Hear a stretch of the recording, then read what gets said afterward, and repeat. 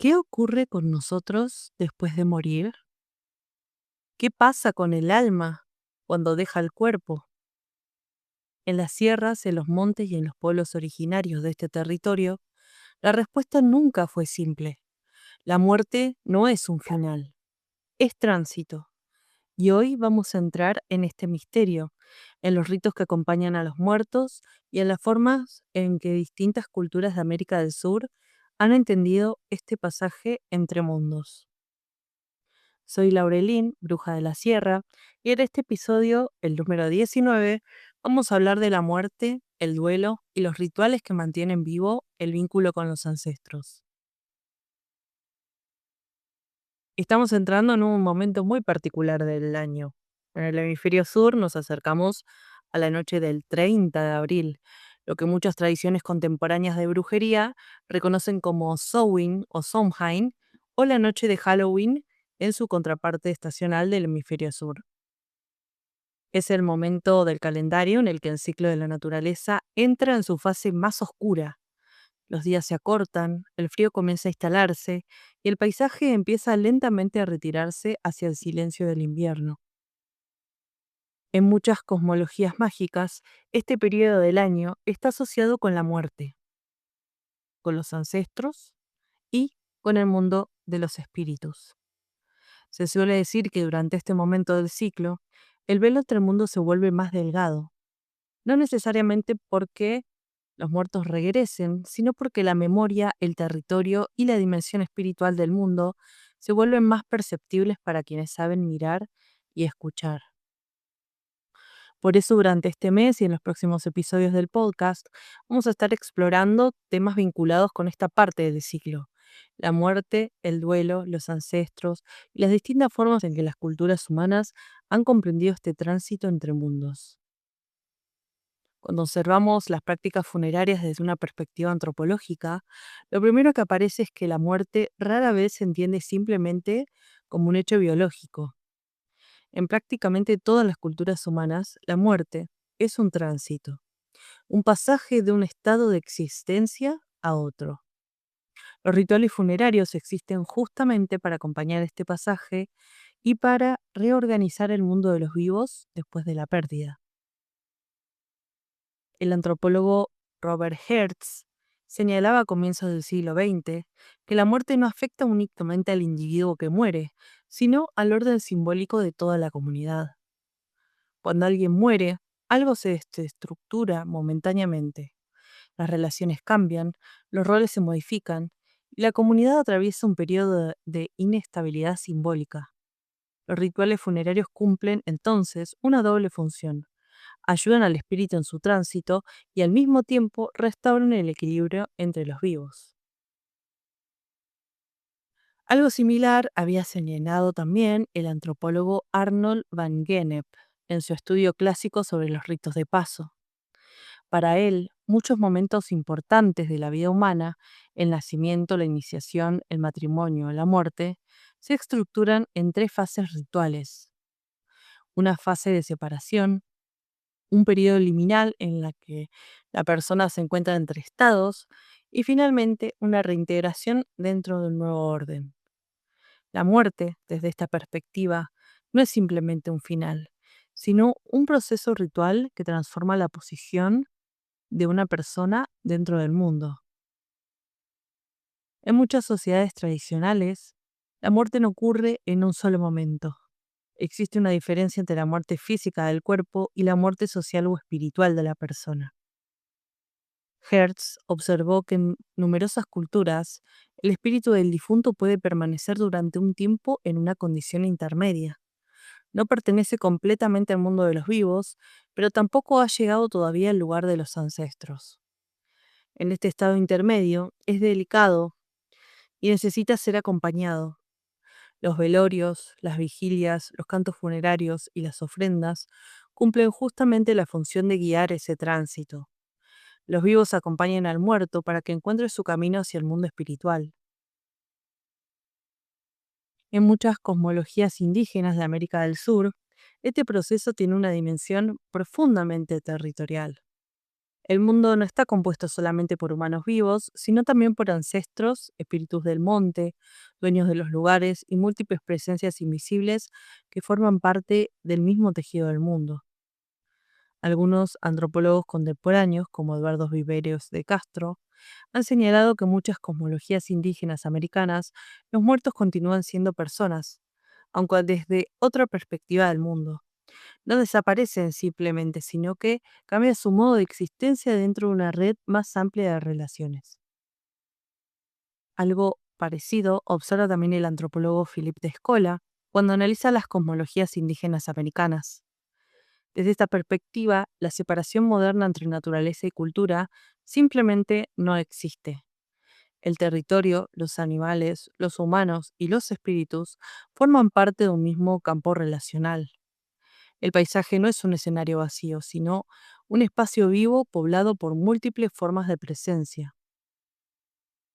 Entre los pueblos tehuelches de la Patagonia, por ejemplo, la muerte estaba integrada dentro de una cosmología donde el universo se encontraba habitado por distintas fuerzas espirituales. Los registros etnográficos muestran que cuando una persona moría, se realizaban lamentos rituales colectivos que podían extenderse durante horas o incluso días. Estos lamentos no eran solamente expresiones de dolor personal, eran actos comunitarios que marcaban el tránsito del difunto hacia otro plano de existencia. El entierro se realizaba generalmente dentro del territorio del grupo, muchas veces en lugares elevados o visibles del paisaje. En ocasiones se construían montículos de piedra sobre las tumbas. Estos montículos funcionaban como marcas dentro del territorio. El muerto entonces quedaba incorporado al paisaje que había habitado durante su vida.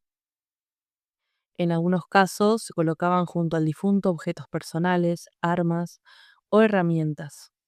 Esto sugiere que la persona continúa existiendo de alguna manera en otro plano y que podía necesitar esos elementos en su tránsito.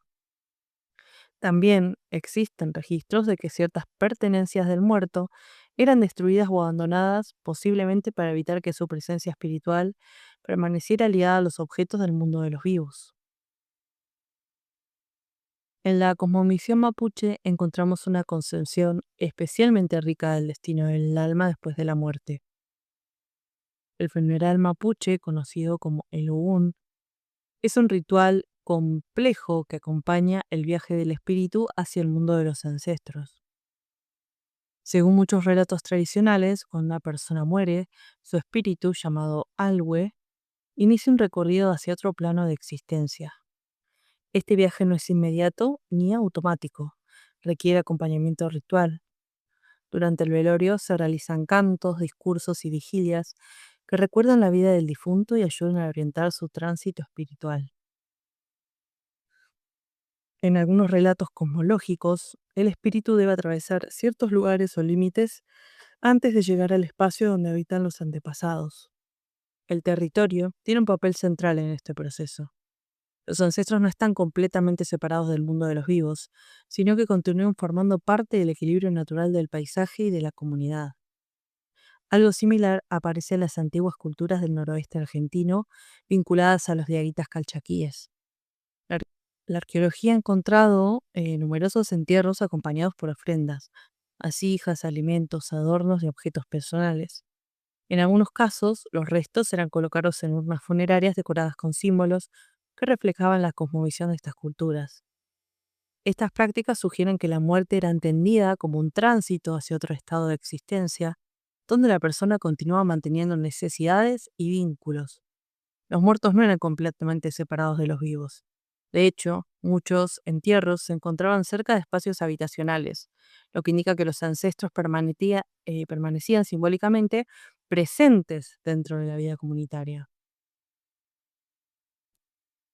Entre los pueblos Huichi y Gran Chaco encontramos una de las cosmologías más complejas registradas por la antropología sudamericana.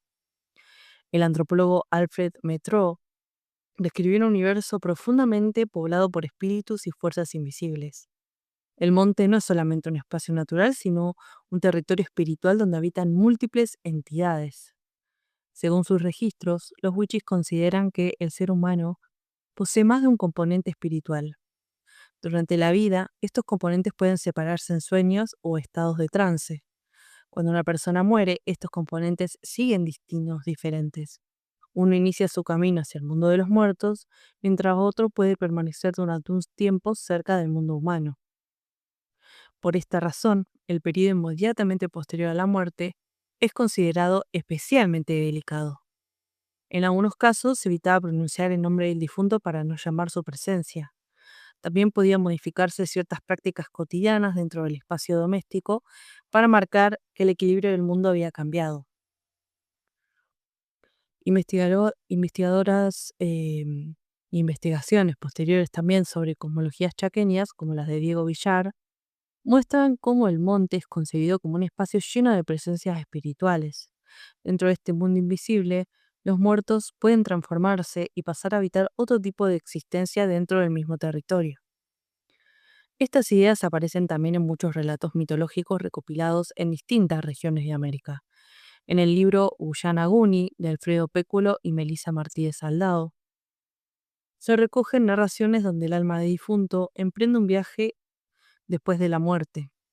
En estos relatos, el espíritu debe atravesar caminos, ríos, montañas o espacios liminales antes de llegar al lugar donde habitan los ancestros. Este viaje no siempre es sencillo, puede implicar pruebas o dificultades, y por eso los rituales funerarios ayudan a orientar ese tránsito. En muchos de los relatos populares recogidos por ellos, aparece también la idea de que existen momentos del ciclo del año en los que la relación entre el mundo de los vivos y el mundo de los espíritus se vuelve más cercana. No se trata necesariamente de una apertura literal entre mundos, sino de periodos en los que la memoria de los ancestros, los relatos sobre los muertos y las prácticas rituales que los recuerdan se intensifican dentro de la vida comunitaria. En estos momentos se encienden velas, se realizan vigilias, se cuentan historias sobre quienes ya murieron y se mantiene viva la relación con ellos. La muerte, en este contexto, no es un evento aislado, sino parte de un ciclo continuo de presencia y recuerdo. Los muertos siguen formando parte de la comunidad a través de la memoria de los rituales y de los lugares que habitaron. También en estos relatos reunidos aparece una idea muy extendida en muchas tradiciones de América, que el alma del difunto no abandona inmediatamente el mundo humano. Durante un tiempo permanece cerca de la familia, de la casa o del territorio donde vivió.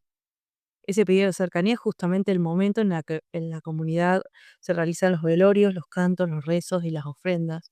Y estas prácticas cumplen una función espiritual muy importante, que es acompañar al difunto en sus primeros pasos fuera del mundo material y ayudarlo a encontrar el camino hacia el espacio donde habitan los ancestros. Desde esta perspectiva, recordar a los muertos no es solamente un acto de memoria o de nostalgia, es una forma de mantener activa una relación espiritual con quienes formaron parte de la comunidad.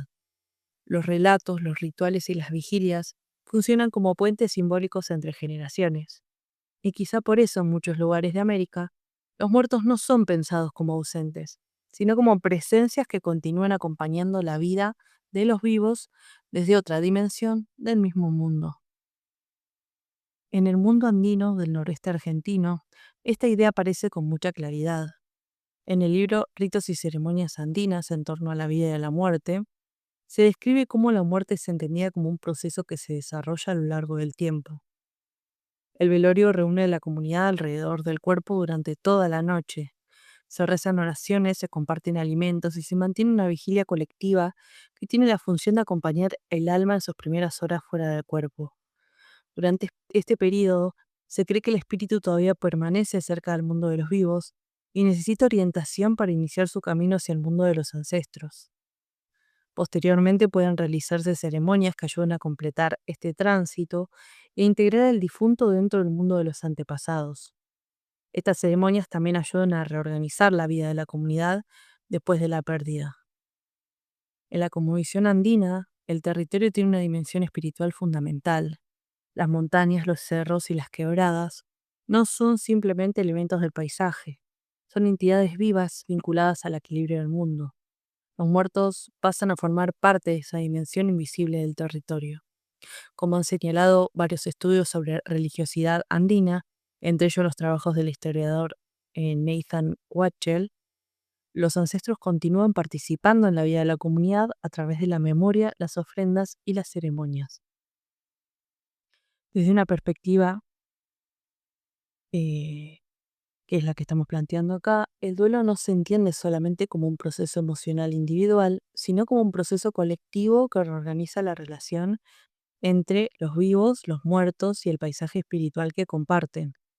Quizá por eso, estas ideas resuenan tanto en las formas de la brujería folclórica. Muchas prácticas mágicas tradicionales operan justamente en este límite entre el mundo visible y el invisible. Encender una vela, velar un difunto, contar su historia, visitar su tumba, son gestos que mantienen viva la relación con quienes se fueron. Tal vez una de las enseñanzas más profundas que podemos encontrar en estas cosmologías es que la muerte no rompe completamente el tejido del mundo, lo transforma. Los muertos no desaparecen en un vacío abstracto, se integran en la memoria del territorio, a la historia de la comunidad y al paisaje espiritual que sigue rodeando a los vivos. El duelo entonces no es solamente una experiencia de pérdida, también es un proceso de transformación del vínculo. Con el tiempo, la presencia del muerto puede convertirse en memoria, en enseñanza y en parte de la historia que seguimos habitando. Antes de finalizar, te invito a suscribirte al podcast y activar las notificaciones para no perderte los próximos episodios. Cada semana exploramos juntos las tradiciones, los mitos y las prácticas que mantienen vivo el vínculo con los ancestros, sobre todo este mes.